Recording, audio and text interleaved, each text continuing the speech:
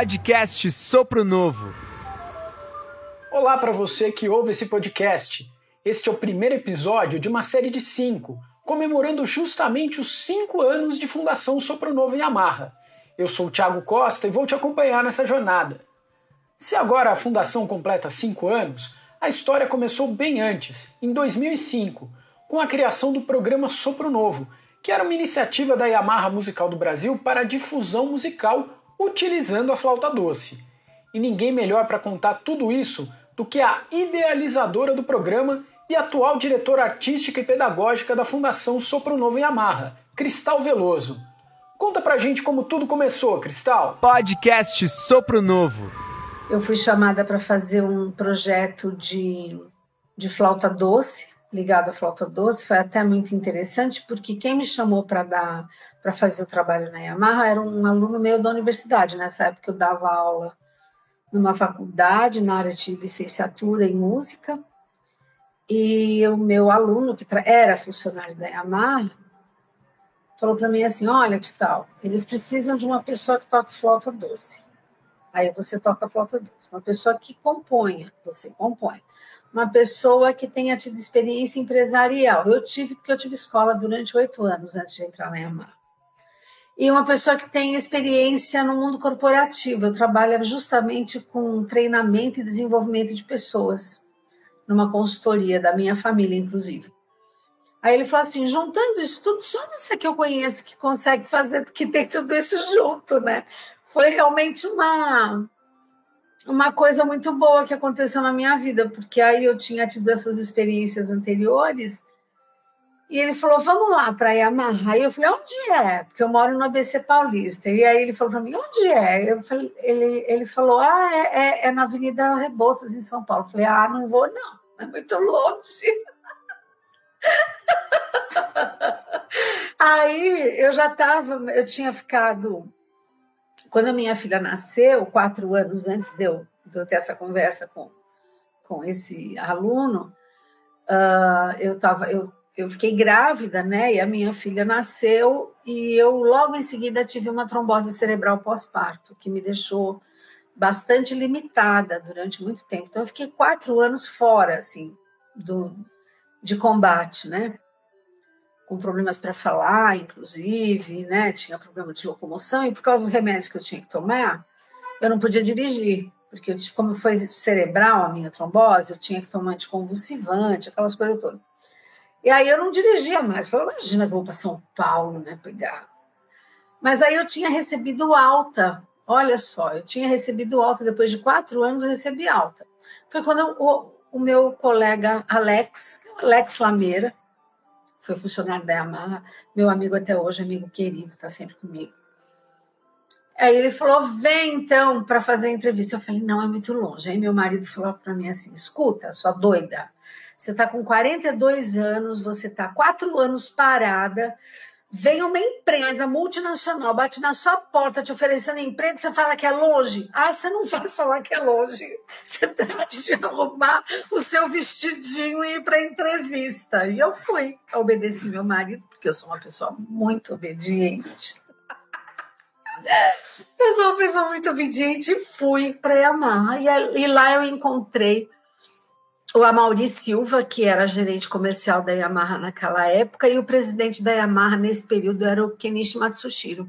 E fizeram uma entrevista comigo e eu achei muito legal a proposta. Por que eu achei legal? Porque eles queriam um trabalho de difusão musical através da flauta doce, e eu sempre achei assim que era uma coisa muito bonita a maneira da Yamaha pensar, que não é aquela coisa do marketing predatório, sabe? Aquele marketing que, não, a gente tem que fazer as pessoas consumirem os nossos instrumentos de qualquer jeito, a gente vai usar qualquer recurso. Não.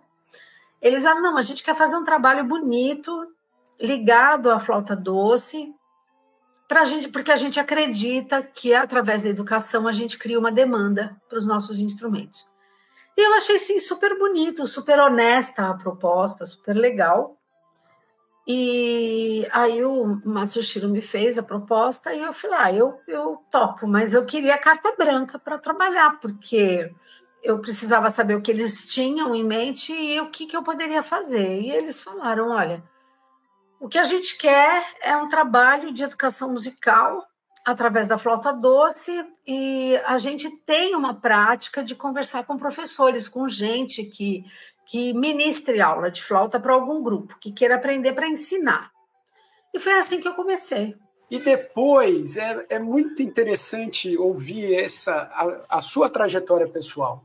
E depois esse início, e como a proposta, você usou uma palavra muito bonita, assim, que é a honestidade, né? Você falou, olha, eles fizeram uma proposta muito honesta, muito, né, dizendo ali, olha, é isso que a gente faz, a gente quer gerar demanda por meio do ensino de flauta doce. E essa eu sei, em japonês tem até palavra para isso, é gakuhan. Inspiração, se inspirar, né? E aí é interessante ver como isso está presente ainda hoje, ou até hoje, nos pilares da fundação: profissionalismo, ética e generosidade, né? Na verdade, assim, é muito apaixonante trabalhar numa empresa como a Yamaha, que tenha que tenha preceitos assim tão fortes, né, com relação à preocupação de levar o bem para a sociedade onde ela está inserida, né, de oferecer trabalho digno, honesto, e uma empresa que se construiu, né, em cima da persistência, em cima do profissionalismo, né, que é uma coisa que a Yamaha é demais, né? Os profissionais assim que desenvolvem os produtos, que tomam cuidado com a parte de logística, de manutenção, de vendas, é muito, muito sério. E eu tenho um orgulho danado em pertencer a essa empresa e durante todo esse tempo, e muito em ter sido aceita, em ter eles terem acreditado, né, no meu trabalho e terem validado cada vez mais o meu trabalho a cada ano. Não é fácil, porque você precisa mostrar para o que veio, né? E mostrar resultado o tempo todo. Mas eu tive muita sorte, porque eu fui cercada de muito boas pessoas ao meu redor, né? De gente. Eu tive essa sorte na vida, assim. Eu sempre tive mais gente boa em volta de mim do que gente que não era muito legal, sabe? Eu tive muita sorte. E esse trabalho que a gente vem fazendo, a minha primeira preocupação foi o que a gente já tinha, o que vocês já fizeram, né? Não dá para fazer que nem político, né? Que entra num lugar e fala assim, o que vocês fizeram? Eu vou fazer tudo o contrário, eu não quero mais saber disso. Tchau, isso tudo é uma porcaria, eu vou fazer uma coisa nova. Eu não, eu acredito que a coisa é diferente mesmo, né? Que a gente tem que fazer tem que honrar a história de quem veio antes da gente, porque não é fácil você fazer um trabalho de educação musical, por mais simples que seja. As pessoas que estavam inseridas, que tinham vindo antes, que era o pessoal do Japão, que tinha bolado essa história de fazer com flauta doce, de ter escolhido a flauta doce como instrumento. E por que flauta doce? Porque é um instrumento que a Yamaha fabrica muito bem. Foi a primeira empresa a comercializar instrumentos de resina, flautas de resina em escala industrial, né? Então, assim, faz muito bem, constrói muito bem o instrumento, é um instrumento afinado, resistente e de baixo custo, né? Então, é por isso que foi a flauta doce. Se fosse outro que tivesse essas características, seria esse instrumento, mas a flauta doce não. E ela é um instrumento que também tem uma certa vocação, eu costumo dizer, para o trabalho de iniciação musical. Está próximo ao canto, próxima à voz, tem uma digitação para iniciar razoavelmente simples, não é que seja simples tocar flauta doce bem, não é fazer bem qualquer coisa é muito difícil, inclusive tocar flauta doce. Mas assim, a gente queria fazer esse trabalho. E eles tinham já um apanhado de partituras e de livros que eles já tinham feito um estudo antes, e eu quis olhar esse material. E quando eu olhei o material, eu falei assim, olha, eu faria diferente, posso mudar? quero aproveitar o que já tem. Tanto é que o primeiro livro de flauta doce que a gente usa, que é o que mais se utiliza hoje, acho que no Brasil todo, que é o caderno laranja, né? O caderno de flauta doce soprano, do Sopro Novo, ele é laranjinha, ele já era utilizado muito daquele repertório, mas não tinha playback, eu inseri o playback. Eu traduzi do espanhol para o português, eu corrigi alguns enganos, né? Não diria erros, mas alguns enganos que havia no livro. E tanto é que nesse livro, se você abrir, você vai ver lá que o meu nome está como revisora. Eu não coloquei como, né? Porque eu não sou a autora daquele trabalho, mas eu sou uma revisora. Mas ele foi de muita inspiração para mim.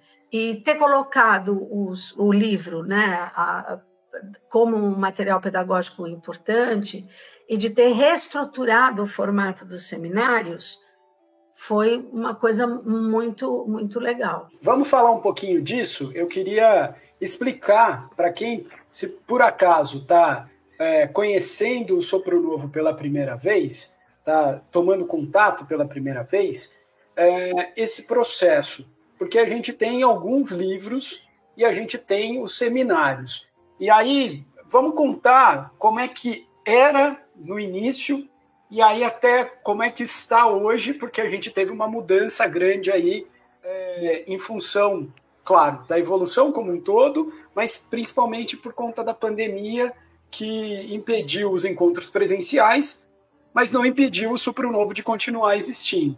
Então vamos lá, no começo era o quê?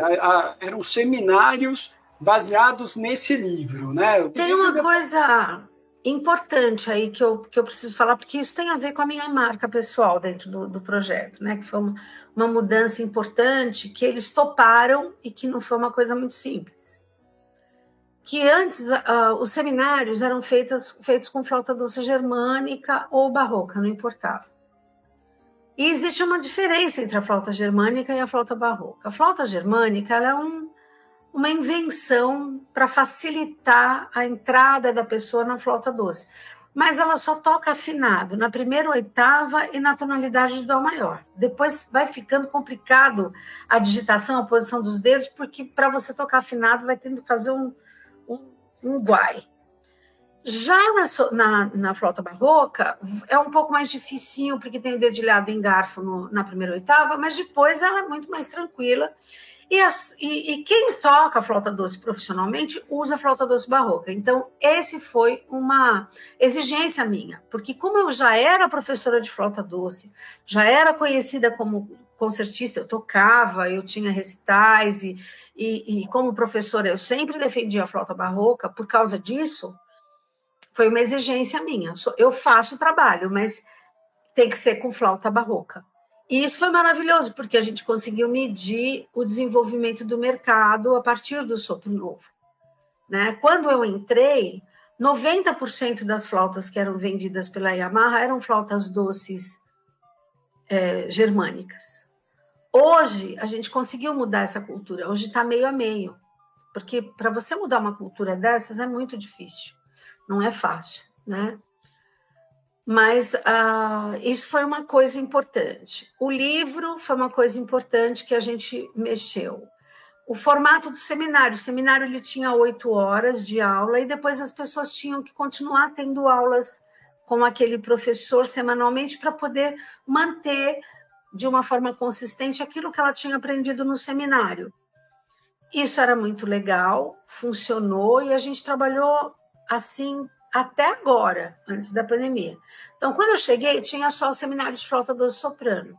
Aí eu inseri o seminário de flauta de aprendendo a ler música, que é a minha metodologia que eu trouxe para o Sopro Novo, né? Porque o que eu falo é assim, a filosofia é japonesa, a metodologia é de uma brasileira feita para brasileiros. Então, o primeiro livro, que é o Caderno de Flauta doce soprano, ele não tem música brasileira, porque ele é um livro internacional e as pessoas não conheciam, né? Então, isso foi uma coisa que até as pessoas falam para mim, poxa, mas não tem música brasileira? Não tinha, porque não foi um trabalho de composição meu, né? Já os outros livros, todos têm música brasileira, né? Aí eu fiz o livro de Aprendendo a Ler Música, depois eu fiz o seminário de contralto, depois o de prática de conjunto, nessa fase do presencial ainda. E a gente trabalhou durante esses 17 anos assim. Um dos objetivos era fazer difusão musical, mas eu também tinha como objetivos não menos importantes, né?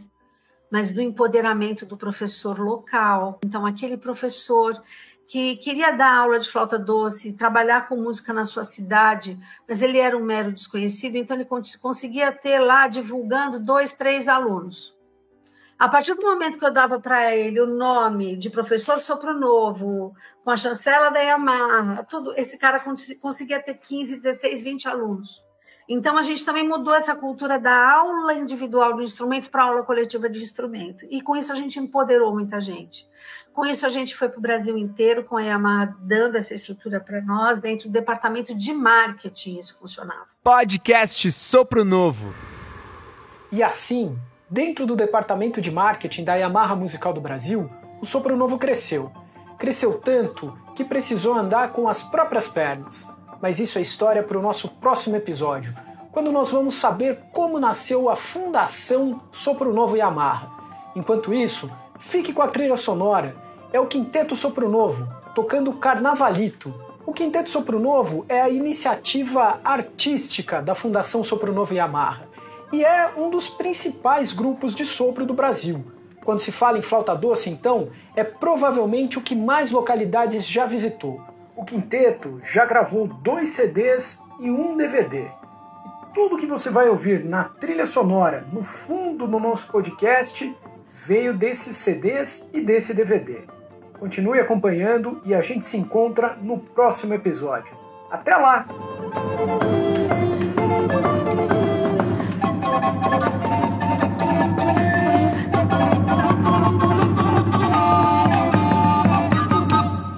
Podcast Sopro Novo.